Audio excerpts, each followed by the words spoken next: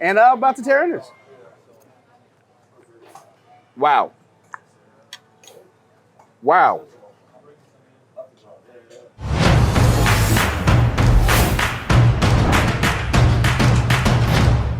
What's up, everybody? It's your boy Theo Williams back at it again for another tasty episode of America's Best Restaurants. Today we are in Sac City, Iowa at Cattlemen Steakhouse, and I am ready for a delicious steak and all the food that they're going to show me. I heard that they have a really great chef and owner, and I just can't wait to get inside and find out how delicious these treats are going to be. So let's go inside and get to the eating.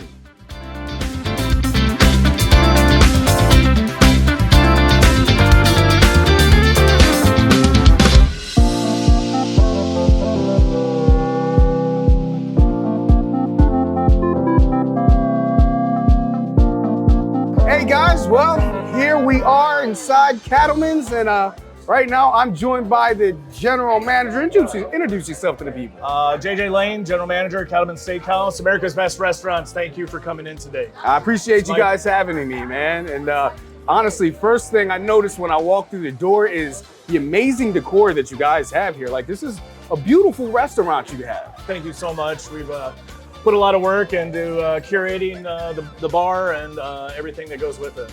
Awesome, that's phenomenal. So I see a couple dishes I got in front of me right now. What are we talking about here? We got our crab cakes with bourbon brown mustard sauce, and our scallops with chorizo polenta and arugula. Chorizo polenta? Oh, bro, I'm ready to tear into this. All right, so which one? Oh, first off, which one do you think I should go after first? I was thinking about this one just because of proximity. Sure. But I prefer the scallops over the crab cakes, but they're both equally as good. While we eat, it's customary to have an old fashioned here at Cattlemen's. We're known for them, and we have the best around. Well, I won't say no to an old fashioned. Anybody that knows me knows I'm not gonna say. I was gonna say you already know, but you don't already know. You just met me today. But I'm gonna tell you, I love nothing more than an old fashioned. So, but right now I'm about to take this scallop with chorizo and polenta. Oh, thank you very much. Thank you. And I'm about to tear in this. Wow. Wow. First off, the polenta, creamy, soft, so tasty. Scallops cooked perfectly, flavorful. Add that to chorizo. Chorizo already banging. You already know. You get a little bit of that heat. That is phenomenal. Excellent. That's some good stuff. Cheers to that. Cheers to that. Help me wash that down a little bit.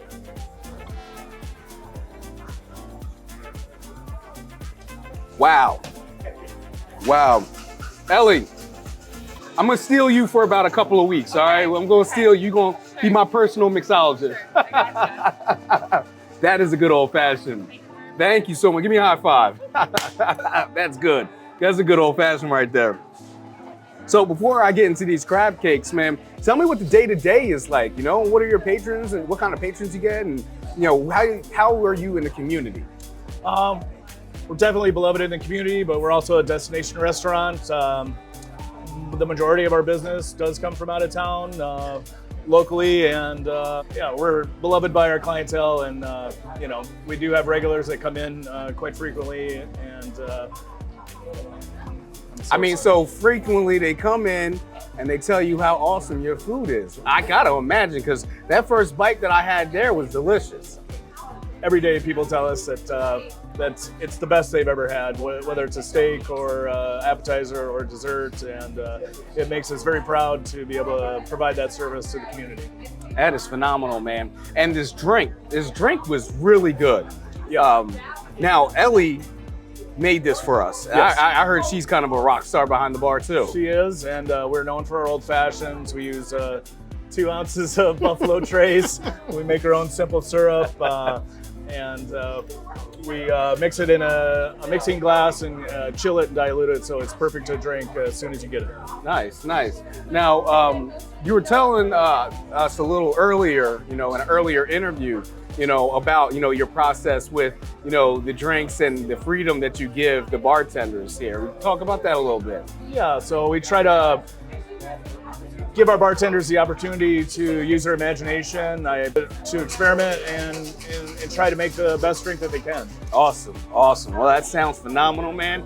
And I think it's time for me to stop playing around and try those crab cakes. Yes, sir.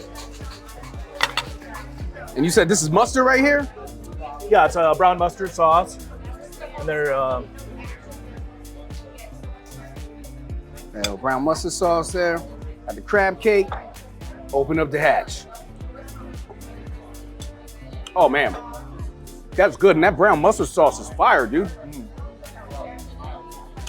The crab doesn't taste like fishy or all or anything. There's great flavor coming off that. Good seasoning. And that mustard sauce, man, that is really good stuff, dude. That's awesome. Yeah, man. You guys are killing it, man. You guys are killing it, man. Appreciate it. Thank you so much for joining me and talking to me today. Thank you so much. No problem. But I think in a minute, it's time for me to go back in that kitchen, talk to your chef. Awesome.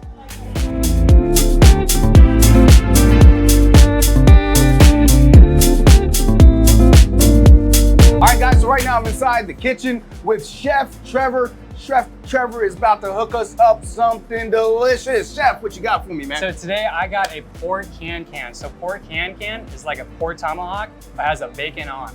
So what we've actually done is we cut down onto the bacon. So this helps with the rendering process. And traditionally, we actually throw it into the fryer. It helps crispen up and gets that extra little crispiness and helps break down the fat.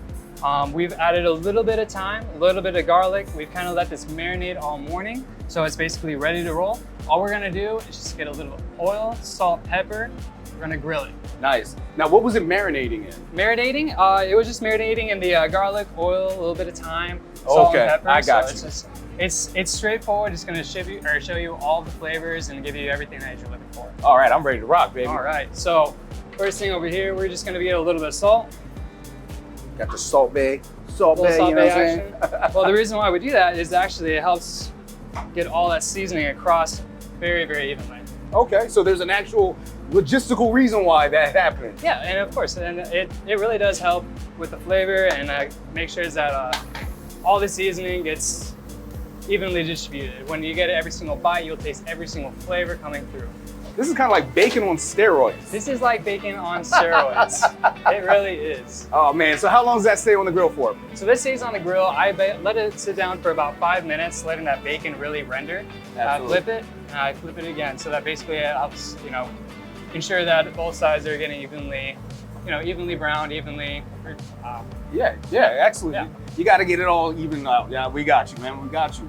What we're gonna do is we're just gonna squirt just a little bit of water. This kind of helps make sure that the flame don't show up and they actually don't, cook this side more than the other side. So it just helps evenly cook everything. Nice. I'm gonna go ahead and flip it. All right, now we're gonna get it on the other side. We're gonna get it on the other side. And as that bacon starts cooking down, it's gonna become a lot more tender. So these are actually gonna come a lot more juicy. I've never had bacon this way before. Like, this is the most exquisite, the most high class, fine dining bacon that I think I've ever had in my life. Yes, it will be definitely worth it. And I mean, we've ran this, 2 times now. The community loves it. We have to get it case by case. And it is really hard to find around here, around this area. We actually locally source our original pork tomahawks through Buhler, Iowa. And we were kind of seeing, what's different, what's new. So we actually were asking them, we're just like, is there any chance we can leave the bacon on there? Yeah. So they're like, yeah, of course we can. So it's actually, traditionally can-can. So that's how we got this name, and that's how we kind of stick with it. All right, so we're gonna give it another flip here. Give it another flip. All right. Oh, look at that. That looks beautiful. And that's really starting to show all that rendering on that fat. Oh, that looks beautiful, man. And how long does it stay on that side for? It's gonna stay on this side for about 4 minutes. I'm gonna flip it one more time, and then we're gonna actually put it in the fryer. The fryer is gonna help crispen and draw out all that excess moisture from within all that bacon. And then after that, we put it into the oven, just at a lower temperature, just kind of let it roast out. Okay, awesome, man. This is, it's smelling phenomenal in here. Like, I'm loving all the fumes that are coming out, and honestly, the uniqueness of this dish, especially for a small Midwest town, you know, this has to be like such a treat for this community to have you guys here. It really is. I mean, Cattlemen's is no place around. You know, we are always striving to find what's the next thing. Like, can we get porterhouses in? Can we get dry aged beef in? Can we actually dry aged beef ourselves? Oh, really? We're looking into other things down the line, and looking at ways to expand our resources and our options. That is phenomenal. I love dry aged beef, for the record, so that's a good call right there. Yes. So when you're cooking this, how many orders of this do you tend to get? Because I heard it's pretty popular. It is pretty popular. On a Saturday night, we'll get a fresh case in, and within that night, we'll sell the whole case 12. Wow. Yeah. Okay. So I mean, people come in, and we'll post it on our Facebook, and that's where we post all of our specials, all of our everything that's going on with events and everything. And people love to come in. They love to see what's new, what's different. Like, they want to explore. And that's the thing around Iowa is, there's not much of an option to actually seek out and try new things. But here at Cattlemen's, we're doing things every single week. We're doing 2 to 3 specials. We got desserts, we got lunches, and we got dinner entrees or sides. So it's always something new at Cattlemen's. There's always something to look forward to. And it's just, as a community, everyone just loves it. And this community is very lucky to have you guys. My mouth is watering. I can't wait to sink my teeth into this. But how about you tell people a little bit about your background leading up to your time at Cattlemen's? Yeah, so I've always been intrigued into the restaurant industry ever since I was a younger kid. So I'm staying up past 9 o'clock on the school night watching Gordon Ramsay. Really? Yeah, every single night. My mom was just like, all right, it's time to go to bed. Which show? It was Hell's Kitchen. Oh, yes. Yes, so, my favorite. Yes, of course. Super ambitious when I was a kid, getting into the kitchen. I was ready for the screaming, but it's a whole different aspect nowadays. And what we're going to be doing, actually, I'm going to be... Oh, time for it to come off? Time for it to come off. Woo, baby! I'm going to bring this actually over here. All right, so... Let this rest. He's getting ready to dump it into the... I'm going to let this rest Oh, he's going to let it rest first. Okay, cool. And so more about my story. I've always been intrigued in cooking, always learning recipes, making recipes, helping out with events, helping out with church, and I'm always seeking for the next opportunity. I started up in 7th grade, going up to Iowa Central, where Chef Michael and Chef Jeffrey actually teach, and they are the professors for Iowa Central's culinary program. Yeah. It's such an amazing opportunity that I had with them, because if it weren't for them, I would not have the opportunities and lessons and skills that I have today. So all thanks to Chef Michael and Chef Jeffrey. I couldn't have done it without you guys. That is awesome, man. I love to hear stuff like that. And it's glad to hear, like he was your professor now, he's your boss. And that relationship that's come from there. Like, can you speak a little more towards that relationship? Yeah, of course. Chef Jeffrey and I, we were, he was the first person I met with, and he helped me out getting into events. Like we did a Valentine's event where, I was just about 12 years old, and I'm just learning. I'm like, hey, well, it's like, wow, this plating is so different from every restaurant around this area. It's so crazy. So I've started learning on plating techniques, and Chef Jeffrey's really helped me and given me the ropes with everything on how to do everything like that. And so leading up to your time here at Cattlemen's, would it like you came straight from college into here, or? Actually, prior, I've been going out to different restaurants. Last place I was at was over at Regatta Grill in Storm Lake. It's a hotel resort, and I kind of quickly stepped up the ladder. I was really pushing myself, especially during going up to college. They were teaching me things like, taking an eye on like inventory, ordering, managing with staff, and scheduling. And I learned so much from there, and I was able to grow even more here than I have ever had before. Nice, that is awesome. Great story that you have, man. I love hearing it. I'm glad you told all of our viewers at America's Best Restaurants about it, man. Definitely appreciate that, man. So now we got this rested, I'm actually going to go ahead. I want to get this. Time for the fryer. Time for the fryer. So this bacon is just going to go straight in. Oh, man. And it's just going to render the entire time. We're going to be actually rendering it for upwards of 8 minutes. That really helps draw all that extra moisture on all that extra moisture, and it helps really crispen it up. And yeah, Sounds good. All right, so that's gonna take about 8 minutes in the fryer. So we're gonna holler at y'all in a hot minute. We're gonna be right back, and then we're gonna taste some really exquisite looking bacon. It's bacon. What's it called again? The can? Can. Yeah, well, we right back for that. All right, guys, so the can is now complete. And I'm looking at this delicious thing right now that Chef Trevor has put in front of me, and I'm about to sink my teeth into this because this thing looks delicious. So, Chef Trevor, you have a suggestion? Where should I start? Well, first, I would definitely start with the bacon. The bacon's gonna be the crispy and juicy. It's gonna be the best part of the can. That's what really makes the can a can. All right, so we got this fresh piece right here. It already fell off the bone, so I might as well go for it because it's basically begging me. Said, you know what? I don't want to be on the bone no more. I want to be on your stomach, Theo. Please pick me. So I picked this one. So I'm about to take a bite of this sucker.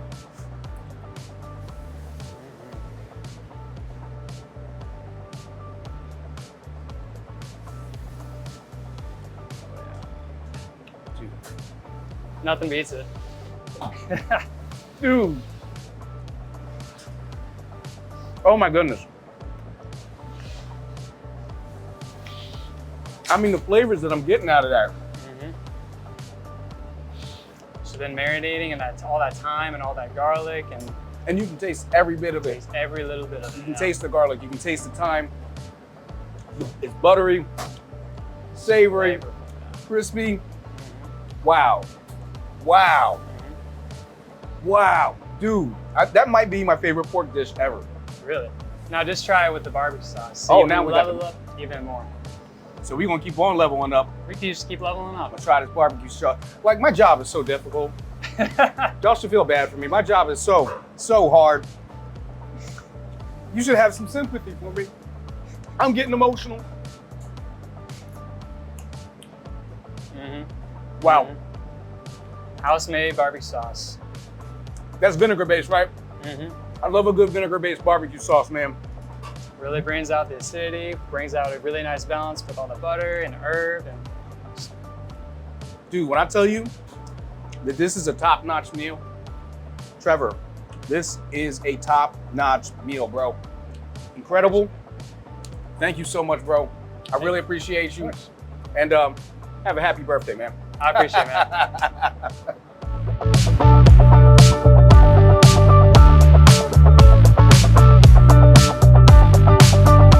All right, guys, so here's the coup de grace.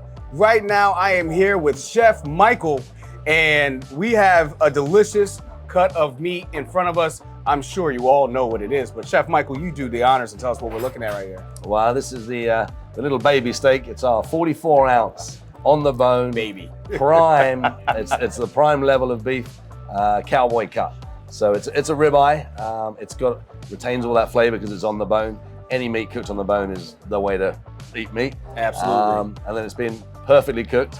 We hope, but I'm sure it is, by our young chef, Trevor, in the kitchen there. And you ready? I'm ready. And by the way, speaking of Chef Trevor, man, he did a great job on that can. That was phenomenal. So I have no doubts this is going to rock right here. Oh, I'm sure. He hasn't let us down yet. So you want me to do the honors? Yes, please. I would like to train Chef to do this because I don't want to butcher it and to be judged. All right. Well, we're looking for that perfect mid-rare. And I kind of feel, that looks delicious. have we just fallen in love with That a, looks, with a piece of Iowa goodness. beef? Yes, I have. All our beef is Iowa. It's all black Angus. Wow, look at that cut right there. I think the boy done good, huh? That is beautiful. Isn't it just? So I just want America to see this cut. So I'm just gonna kind of stab this real quick. Take a look at that. Beautiful, beautiful. I wanna get emotional. Honestly, I'm about to get emotional. So let me put this back down, and we're gonna take a bite together. I think we should. Let's do it. Absolutely. Let's do it. My suggestion is we'll have the sauce in a minute, but just try that Iowa beef. Definitely. In fact, you know what? You could throw the knife away. It is like butter, isn't it? It's like butter. It's like butter. My God. Yeah. Oh my. How is that? Melts in your mouth, man. That is, Chef Trevor, wherever you at, good job, bro. But That is phenomenal. Being a steakhouse surrounded by beef farmers makes our job so much easier. I can And imagine. we have the best beef in the United States. Yes, sir. Here in the state of Iowa. And I'm sure some people down in Texas are going to be shaking their fists at the screen, but you know what? It's I live here, I'm safe, I think. So- Oh, yeah, absolutely, yeah. but it's phenomenal beef.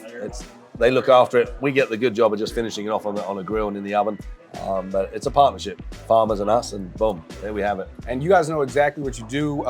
You guys are really kind of farm to fresh here to Yeah. a certain extent, right? Absolutely, yeah. I showed you a little bit earlier in the kitchen. He did. I got pictures of some of the animals when they're before they get slaughtered for us. So we like to source as much as we can, as local as we can, because that way we've got a connection with where our food comes from, and that's what chefs are all about. Absolutely. That's wild. Like, he's literally getting pictures, if you guys missed that, literally getting pictures of the animal that's going to be slaughtered that we are now eating right now. Like, I might have another bit. exactly. Well, see, did that just make you hungry? But now try that peppercorn sauce. So Oh, yeah. that's a classic peppercorn. So we've got beef stock in there. We've got cream, brandy, green peppercorns, salt and pepper. It's just gives it a little. Dude. The way, how smooth and creamy it is. Now you get a little peppercorn at the end. Got that peppercorn in there. Mm-hmm. And then when it's mixed with the crispy edge of the beef and the saltiness, that's a perfect combo. Don't cry on me. I really am. I'm about to. I'm really about to. Food should be emotional, shouldn't it? It is. It is. I love He's it, man. joking. He's joking about don't cry. I really am. I'm about to. That's awesome. That's awesome. Chef Michael, man, you're a really intriguing character. I want to know more. First, let's start off with the genesis of Cattlemen's. How did everything get started here? Like, what did the beginning look like? You're not the only owner here. You have several other owners here. There's three of us. There's three boys that own Cattlemen's. We have Nick.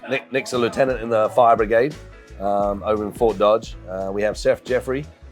He's actually in South Africa at the moment. He's born and bred in Cape Town, South Africa. Married a girl from Sac City. And then myself, the Englishman, who's on his world journey of cooking around the globe. But I've been in Iowa now 16 years. So the three of us wanted somewhere for ourselves to go. Nick, actually, he did 1 year in the culinary program at the college that I teach at. Oh, wow. So shout out to Iowa Central Community College. Go Tritons. But they are a fantastic community college. We started that culinary program a few years ago. Nick was in the program 1 year while he was waiting for his EMT training. Really? So we've always joked that he now puts out fires, I start the fires. So yeah, the three boys, and this place came on the market about two and a half years ago, partly through retirement and ill health, the owner, and we saw an opportunity, and it felt right at the right time. It was kind of towards the end of COVID. And I've just got a great bunch of people that I've known over my time in Fort Dodge, and that kept nudging me, you should do something. So I wanted to shut them up, and so we did something. Yeah. And here it is. So That's awesome. and we've been rocking for the last 2 years, just over 2 years now. And yeah, it's a lot of fun and we've got so many students. You met Trevor already. I mean, he's a graduate of the culinary school. There was another 7 or 8 chefs in the kitchen there, all graduates from the school. So it's that carrying on of their education. I get to see them not just for the 1 year program, but also continuing on as well. So Speaking of your kitchen too, your kitchen runs like a well-oiled machine, man. Like, I've never seen such precision in the kitchen. I'm in the back of the house often, with this job. And like, it just looks like everyone knows their job to a T, and everyone is it's mechanical almost how efficient they are back there. I think that's I'm lucky to be able to teach these kids from day one when they come to me at the college, and then to take them and they don't have any more bad habits. They come straight here and they carry on with those good habits. Yes, sir. But I got kicked in certain parts of my anatomy when I was training, and I do kick them into shape. And it's, I think we do the industry a good service by sending out really good professionals from that program. And some of them, for some reason, still want to come and work for me here, and they do, and they join us, and it's a lot of fun to see them carrying on growing. But the trouble I have is trying to hang on to the good ones. Yes. Because they want like 40, 50, 60 bucks an hour. I go, no. I mean, don't we all? Yeah, we all love that. So, but no, in all seriousness, it's a pleasure to have students who graduated come back and work here. As some of them have gone on to worked in Denver and Minneapolis and Chicago, and still come back to Iowa to work with us. And it's like a refuge house for cool chefs to hang out in. Phenomenal. So, yeah, we love it. So, the aesthetic of this place, absolutely beautiful. Thank you. You know, and like I was saying earlier, between the food and how delicious and good the food is, and how special it is. I mean, special. There's no other way I can put it. Have you tried the green corn yet? I have not. No. Get in there, because I'm about to. Okay. So you better try first. So we grill the corn on the cob whole on the grill. So that's covered in salt and pepper. When it's grilled, we take it off, shave it off, and then we pile a whole lot of love and cream and a bit more love and a lot of cheese. By love, do you mean butter? Of course. Okay, man. Wow. That's tremendous. I love the flavor of this cream corn, and specifically because you got the little burnt ends of the popcorn or the corn. Yep. And I don't know if you've ever had corn off the grill. That's when it's the best, when you got that little edge burn on the end. Gives you a little crispiness to it. Get a little crunch. Got that sweetness from the corn, and then from the cream gives it that little soft, subtle, savory. That's out of this world, man. A little bit of Parmesan to finish, just to Yes, sir. give it that salt on the end. Get that cheese in There there. you go. Yes, sir. Cool. That's a dish right there.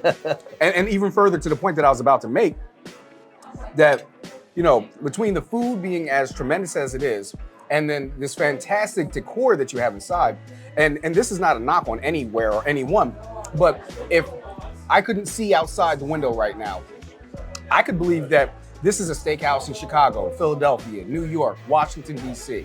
What was the inspiration behind the entire setup, the concept here? I think it was just, honestly, the three of us sat down and said, what do we want it to look like?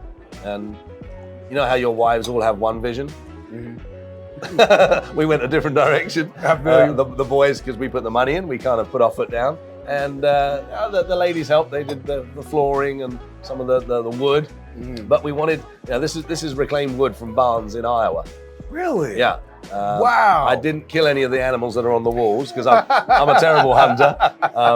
But I wanted just to, honestly, it's the first time I've ever used Pinterest. Mm-hmm. And I got ideas from Pinterest. Plus, I've traveled, you traveled a lot. I got a lot of ideas where I've been to other places. Absolutely. It's a combination of the three of us, what we wanted, with a little nudge from the ladies to go in the right way. But the wine wall behind us there, I want to get people into wine more. And it's been well received, really has.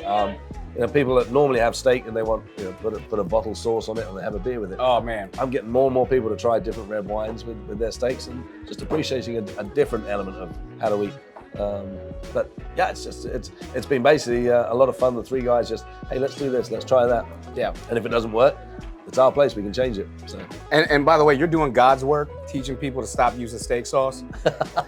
Seriously, Yes. man, you are doing God's work right there, because I get All the so way, annoyed all the anytime way. I see anybody with a fantastic cut of meat, particularly something like this, Oh, and right. they're like drenching it in steak sauce. That should be or- handcuffs. Take them out. and the worst is ketchup. When I see them dipping in ketchup, like literally, I go into a rage. It's not even right. I'm with you. Every chef's with you on that one.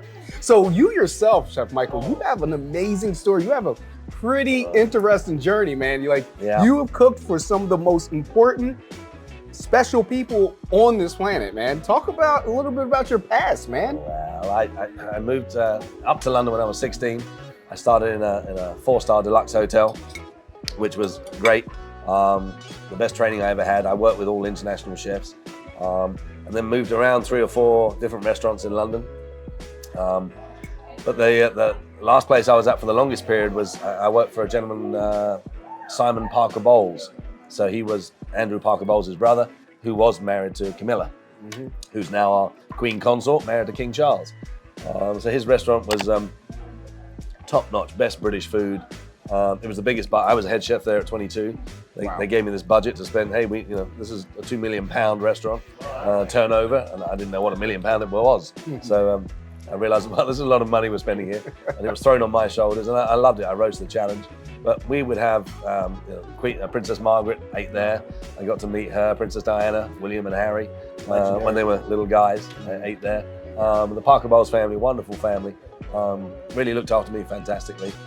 We would go and do meals at Royal Ascot and Wimbledon and stuff, so you get to meet people as stars of that. Time out. Let me just let me look directly into the camera real quick. This man is literally cooked for royalty. Do you understand what's happening right now? Sorry, I just had to get that point across. It's cool. And I tell the kids some of the stories when they're at school as well, but I remind them that everybody's royalty when they come into your restaurant. So, absolutely. Yeah. And that's hopefully why they treated you so well out there, because they know you're the VIP. So, yeah, I moved around. They had a couple of restaurants in London. I got to cook for the entire Manchester United soccer team. Wow. Which my team. Wow. So I got to meet some of the legends of that squad, David Beckham and Peter Schmeichel, people like that.